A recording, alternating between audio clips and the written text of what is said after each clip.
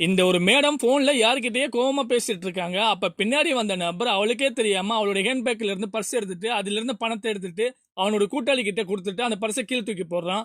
அப்புறம் இந்த நபர் மேடம் இது உங்களோட பர்ஸா கீழே கிடக்கு அதை கூட கவனிக்காம இருக்கீங்க அப்படின்னு சொல்ல இவளை பார்த்துட்டு இது என்னோட பர்ஸ் தான் அப்படின்னு சொல்லி அந்த பர்ஸை எடுத்து ஓபன் பண்ணி பாக்குற பணம் இல்ல.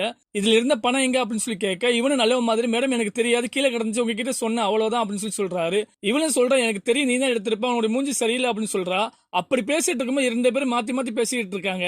கடைசியா சொல்றான் நீ என்னை செக் பண்ணிக்க அப்படின்னு சொல்ல இவனும் செக் பண்றான். அப்படி செக் பண்ணும்போது அவன்கிட்ட பணம் இல்ல. இவன் அவளை பார்த்து கேட்கறான் நீ யோக்கியமா சொன்னா என்கிட்ட பணம் இருக்குன்னு இப்ப என்கிட்ட பணம் இல்ல என்ன ஆச்சு அப்படின்னு சொல்லி கேட்க இவளும் ஃபீல் பண்ணிட்டு அந்த இடத்த விட்டு கிளம்புறான். அப்புறம் அந்த நபர் அவனோட கூட்டாளி கிட்ட பணத்தை வாங்கிட்டு கிளம்புறான். அடுத்து இந்த நபர் ஒரு பழக்கடைக்கு போயிட்டு அங்க இருக்க நபர் கிட்ட நான் உங்களுக்கு உதவி பண்ணலாம்னு ஆசைப்படுறேன் அப்படின்னு சொல்லி இந்த பணத்தை கொடுத்து வாங்கிக்கங்க அப்படின்னு சொல்லி கொடுக்குறாரு. இவர் எனக்கு வேணாம் அப்படின்னு சொல்ல சார் இது வாங்கிக்கங்க இது உங்களோட பணம் தான் அப்படின்னு சொல்லி சொல்றாரு. என்கிட்ட பணம் இருக்கு சார் அப்படின்னு சொல்லி இந்த பழக்கடைக்காரர் சொல்ல எங்க உங்க பணத்தை காட்டுங்க அப்படின்னு சொல்லி நபர் சொல்றாரு. இவரும் வச்ச பணத்தை பாக்குறாரு அங்க பணம் இல்ல எங்க என்னோட பணத்தை காணோம் அப்படின்னு சொல்லி அழுதுகிட்டே தேடிக்கிட்டே இருக்காரு. இவ்வளவு நீங்க ஃபீல் பண்ணாதே இது உங்களுடைய பணத்தை வாங்கிக்கங்க அப்படின்னு சொல்லி கொடுக்கறாரு. இவரும் பணத்தை வாங்கிட்டு என்னுடைய பணம் உங்க கைக்கு எப்படி வந்துச்சு அப்படின்னு சொல்லி கேட்கிறாரு. அப்பதான் இந்த நபர் சொல்றாரு இந்த கடைக்கு அந்த பெண் பழம் வாங்குற மாதிரி நடிச்சு என்ன செஞ்சிருக்கா இவனுடைய பணத்தை ஃபுல்லா ஆட்டையை போட்டிருக்கா. இவரும் பார்த்துட்டு அந்த பெண்ணை ஃபாலோ பண்ணியிருக்காரு. இந்த பழக்கடை நபர் இவருக்கு ரொம்ப நன்றி அப்படின்னு சொல்லி சொல்றாரு. இவரும் பரவாயில்லை இனிமே கவனத்தோட செயல்படுங்க அப்படின்னு சொல்லி சொல்றாரு.